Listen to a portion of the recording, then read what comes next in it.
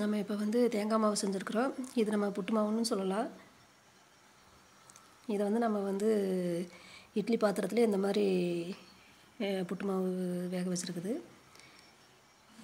இதுக்கு வந்து நம்ம நாட்டு சர்க்கரை கொஞ்சம் நெய் விட்டு மிக்ஸ் பண்ணி சாப்பிட்றப்ப ரொம்ப டேஸ்ட்டாக இருக்கும். நீங்கள் ட்ரை பண்ணி பாருங்கள். இதுக்கு வந்து இனிப்பு வேண்டாம் அப்படின்னா நம்ம வந்து வெங்காயம், பச்சை மிளகாய் இதெல்லாம் தாளித்து நம்ம சாப்பிட்டாலும் நல்லாயிருக்கும். இப்போ நான் வந்து இது டக்குன்னு வந்து மிக்ஸி ஜார்லேயே தேங்காயை அரைச்சிட்டு நான் சேர்த்துருக்குறேன். அதனால் கொஞ்சம் கலராக தெரியுது உங்களுக்கு. நம்ம இல்லைன்னா நம்ம தேங்காய் திருவினோம்னா கொஞ்சம் நல்லா வெள்ளையாக இருக்கும். இப்போ நான் வந்து அரிசி மாவு எடுத்து வச்சுருக்கிறேன். இப்போ இதில் வந்து கொஞ்சம் தேவையான அளவு கொஞ்சம் இனிப்பாக செய்யறதுனால நம்ம வந்து உப்பு கம்மியாக சேர்த்துக்கலாம். இப்போ வந்து அரிசி மாவு எடுத்து வச்சுட்டு அதுக்கு வந்து கொஞ்சமாக தண்ணி தெளித்து நம்ம நல்லா பெசரி விட்டுக்கலாம். நம்ம ஏற்கனவே நம்ம வீட்டில் இருக்கிற அரிசி மாவு நம்ம வந்து புட்டு மாவுக்கு அரைச்சி வச்சுருக்கிற மாவு. நீங்கள் உடனே வந்து செய்யணுன்னாலும் அரிசி ஊற வச்சு நம்ம மிக்சியில் அரைச்சிட்டு நம்ம வந்து செய்யலாம். அப்போ வந்து தண்ணி தெளிக்க தேவையில்லை. இது ட்ரையான மாவுங்கனால கொஞ்சமாக தண்ணி தெளித்து இந்த மாதிரி நல்லா நம்ம பெசரிக்கணும்.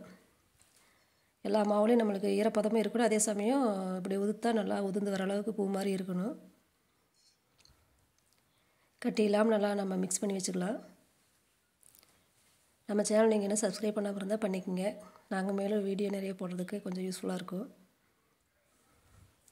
இப்போ நம்மளுக்கு வந்து மாவு ரெடி. நம்ம வந்து இப்போ வந்து புட்டுக்குழலில் நம்ம செய்யலை. வீட்டில் இருக்கிற இட்லி பாத்திரத்துலேயே நம்ம இந்த மாதிரி டம்ளர் கப்லேயே வந்து நம்ம செய்யலாம். அதுக்கு வந்து கொஞ்சமாக தேங்காய் இந்த மாதிரி தடவிக்கிட்டோம்னா நம்மளுக்கு வந்து எடுத்து வேக வச்சு எடுக்கிறப்ப நம்மளுக்கு கொஞ்சம் ஈஸியாக இருக்கும். நம்ம வந்து கொஞ்சம் எண்ணெய் தடவிக்கிட்டு கால்வாசி கொஞ்சமாக தேங்காய் பூ நம்ம இதில் சேர்த்துக்கலாம். நான் இதை வந்து மிக்சியில் அரைச்சனாலும் உங்களுக்கு பார்த்தா இந்த மாதிரி கலராக தெரியுது. நீங்கள் துருவி கூட சேர்த்துக்கலாம்.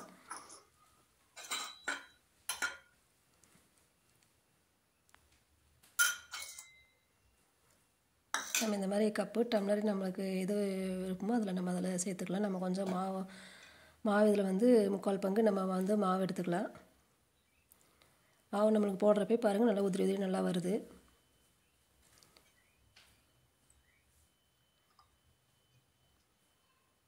ரொம்ப அமுத்தக்கூடாது. நம்ம சும்மா அந்த லைட்டாக மேலால் அப்படியே சமமாக அமுத்தி மட்டும் விடணும். நம்ம இட்லி பாத்திரத்தில் வந்து தண்ணி சுட வச்சுக்கிட்டு நம்ம வந்து இந்த டம்ளரில் கப்பில் இருக்கிறதெல்லாம் நம்ம உள்ளே எடுத்து வச்சுக்கலாம்.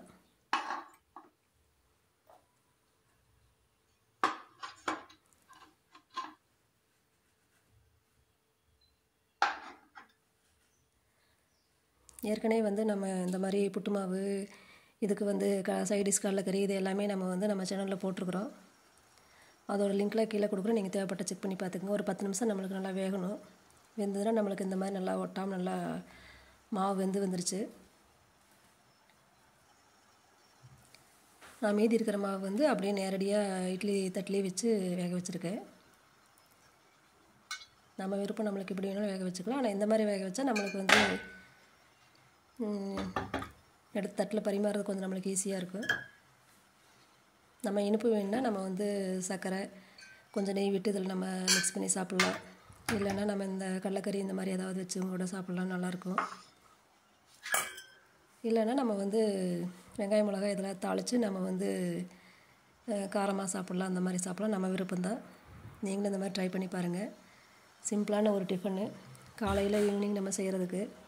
பாருங்கள் நல்லா பூ மாதிரி நல்லா வெந்திருக்கு. நம்ம சேனல் சப்ஸ்கிரைப் பண்ணால் பண்ணிக்கோங்க. தேங்க்யூ.